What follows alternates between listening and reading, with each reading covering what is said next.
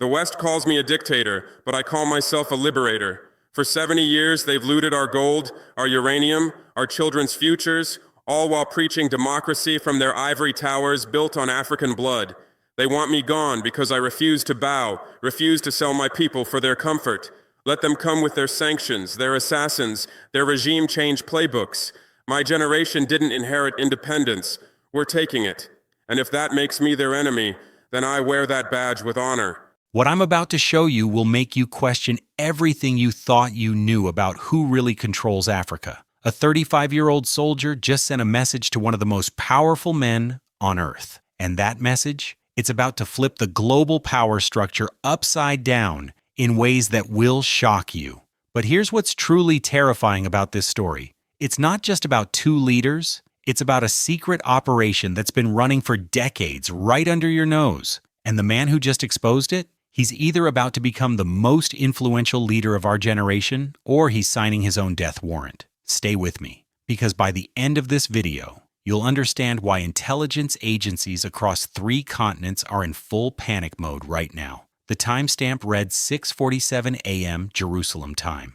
Netanyahu's security detail was probably still brewing their morning coffee when the encrypted message hit the Prime Minister's secure server. No fanfare. No diplomatic courtesy calls, just 274 words that would send shockwaves through intelligence networks from Tel Aviv to Washington to Brussels. The sender? Ibrahim Traoré, a man most Western politicians couldn't even pronounce his name 6 months ago. Today, they're studying his every move like he's the next coming of Mandela. But here's where this gets really interesting, and why you need to pay attention to what happens next. Within 3 hours of that message being received, Israeli media outlets received direct instructions, total blackout, no coverage, no analysis, nothing.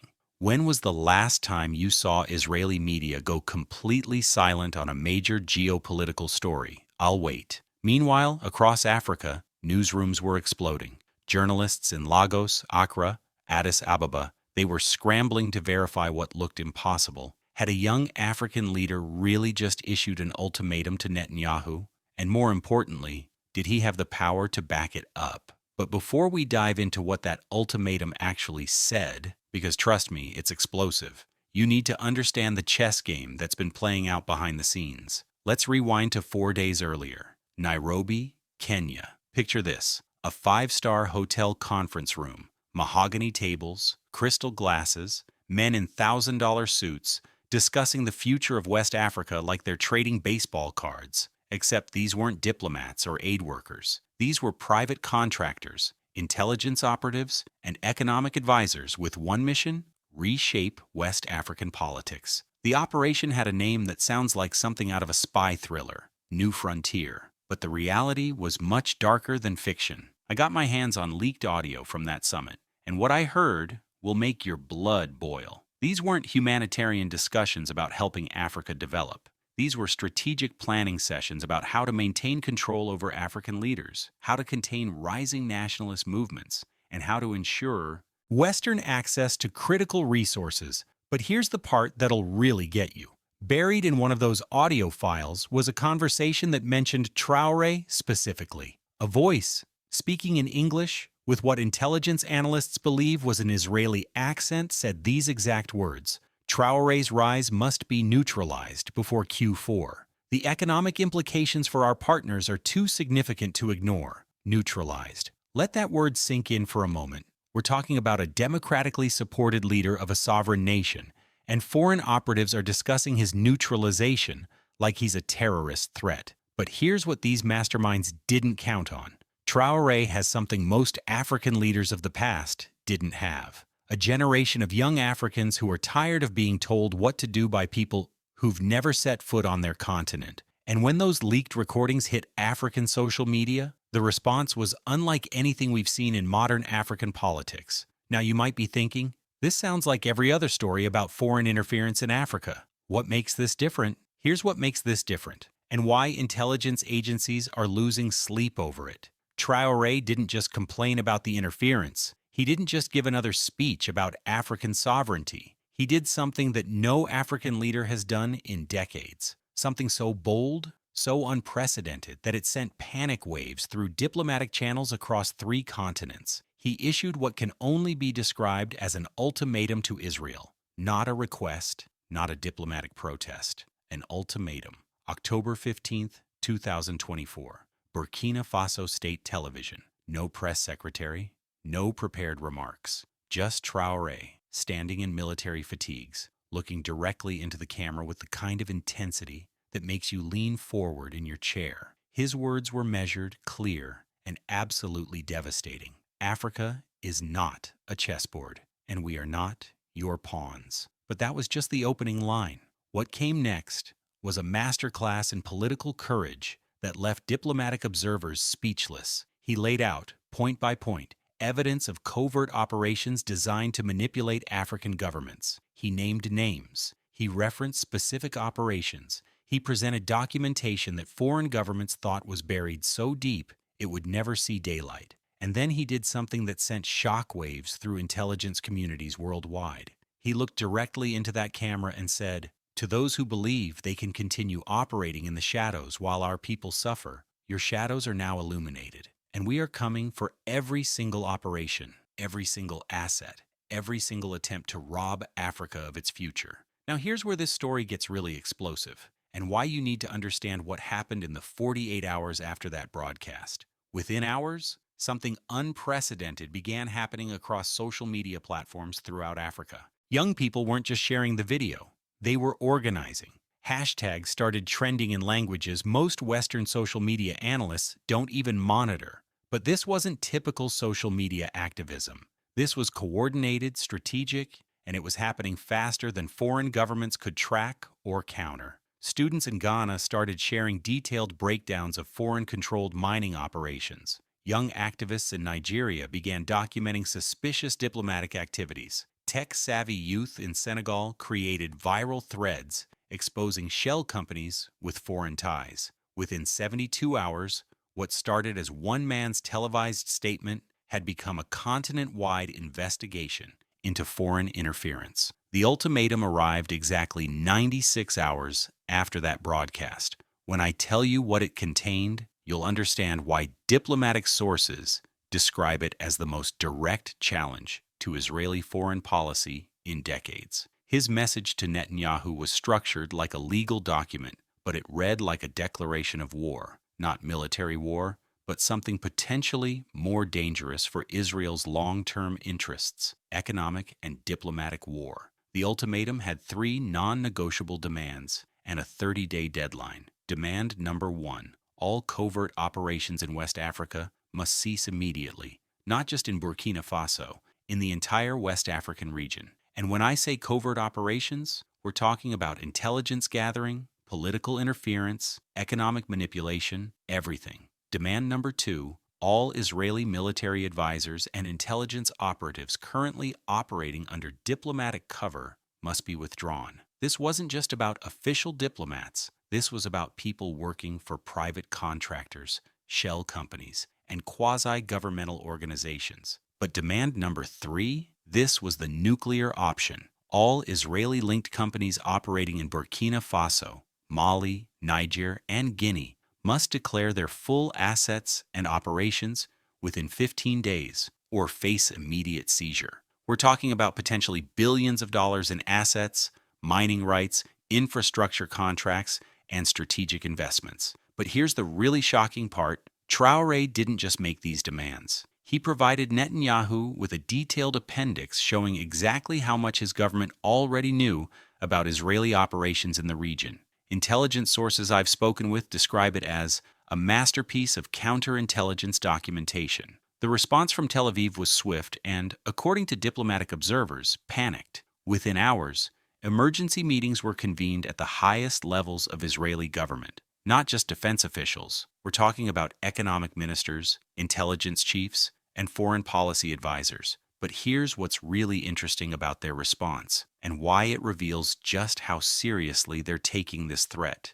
Instead of immediately dismissing Traoré's ultimatum as the rantings of an irrelevant African leader, Israeli officials began what diplomatic sources describe as intensive damage assessment protocols. They were trying to figure out 3 things: How much does Traoré actually know? How did he get this information? And most importantly, who else might have access to the same intelligence? Because here's the terrifying reality for Israel. If Traoré has this level of detailed information about Israeli operations in West Africa, what does that say about Israeli operational security worldwide? But the panic in Tel Aviv was nothing compared to the panic in European capitals. France, which has its own extensive network of influence in West Africa, immediately recognized the implications. If Traoré succeeds in exposing and dismantling Israeli operations, what happens when he turns his attention to French influence networks? Here's what happened behind closed doors in Washington that reveals just how serious this situation has become.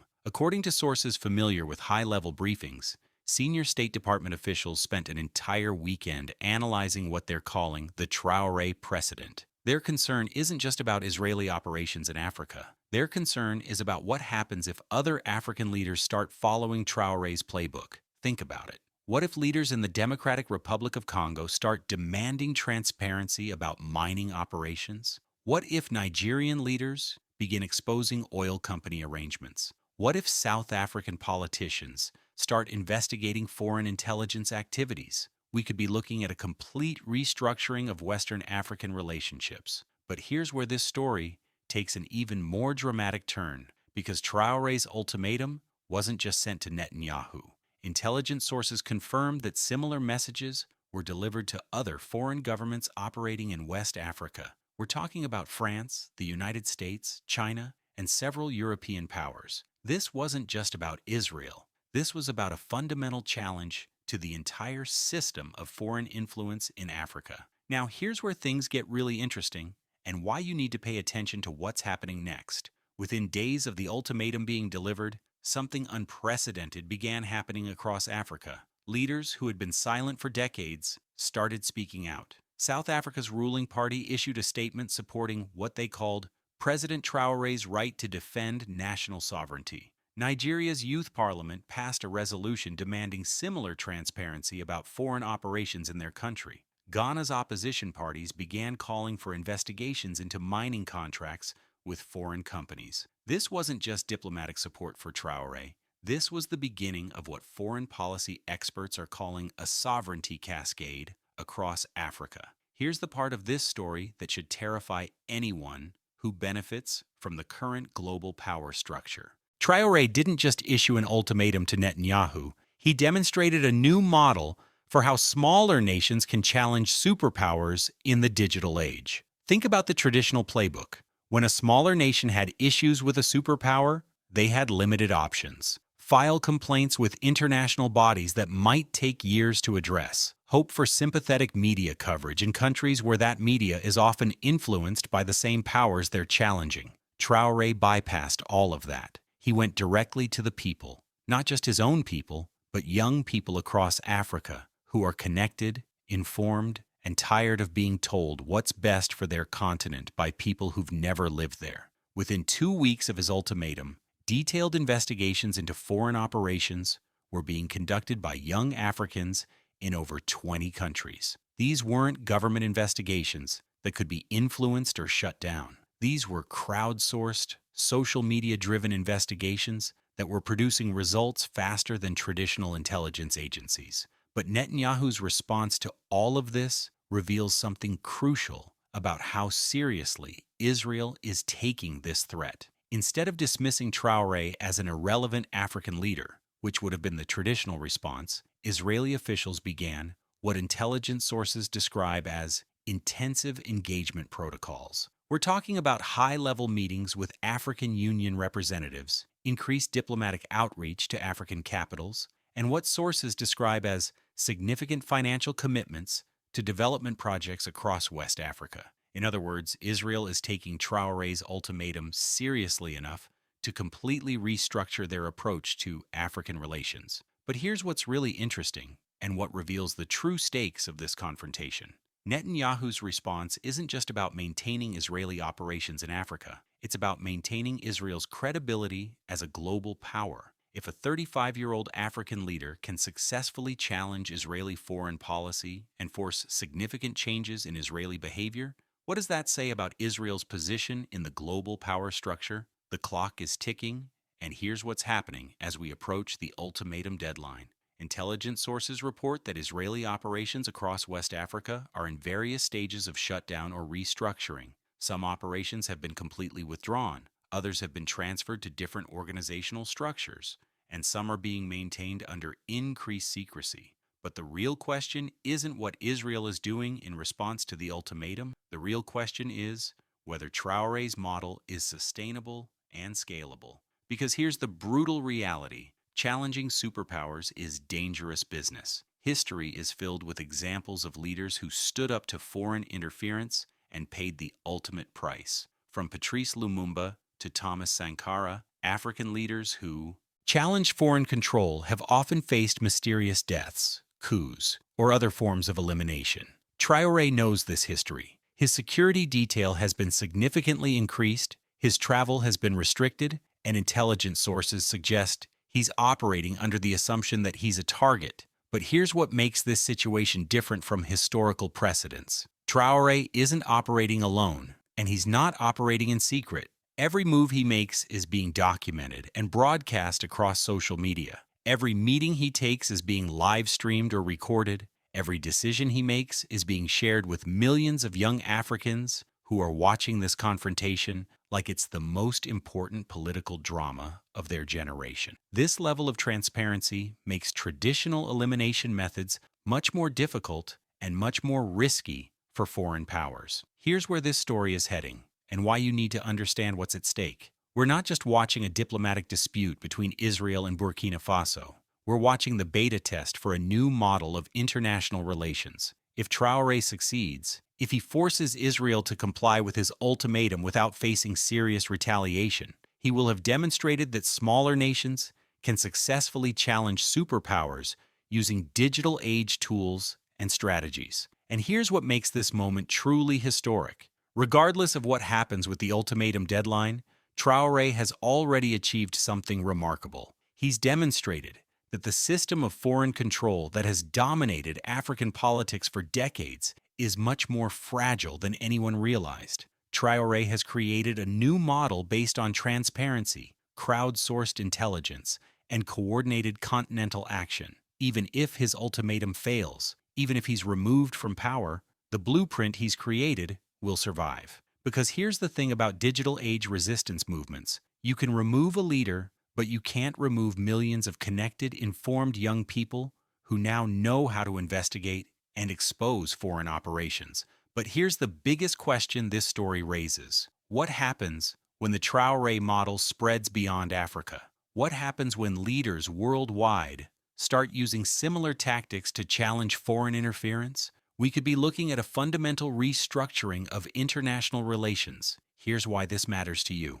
The current international system is based on a small number of powerful countries, making decisions that affect billions of people who have no voice in those decisions. If Traoré's model succeeds and spreads, we're looking at a world where your voice might actually matter in international decisions that affect your life. The ultimatum deadline is approaching. Intelligence sources report that Israeli officials have been conducting intensive outreach to other African governments, offering aid packages and trade deals. The message is clear: choose sides. But here's what makes this unprecedented. The traditional pressure tactics aren't working. African leaders are now operating where millions of young Africans are watching their every decision in real time through social media. Within 3 weeks of Traoré's ultimatum, similar movements have emerged in 6 other African countries. Intelligence analysts are reporting increased activity around foreign operations in Latin America, Southeast Asia, and Eastern Europe. We're potentially watching the emergence of a global movement using digital age tools to challenge traditional power structures. So here's my prediction. Netanyahu will find some face-saving compromise while making enough changes to show Traoré's challenge had real impact. Israel will restructure operations and offer development aid to West African countries. But the real victory won't be measured in diplomatic concessions. It'll be measured in the establishment of a new model for how smaller nations can challenge superpowers in the digital age. We're potentially watching the beginning of the most significant shift in international relations since the end of the Cold War. The countdown continues. The stakes couldn't be higher. Regardless of what happens when the deadline arrives, the precedent has been set. The age of digital resistance has begun, and there's no going back. What do you think? Will Netanyahu back down, or will he call Traoré's bluff? Drop your thoughts below, because this conversation is just getting started.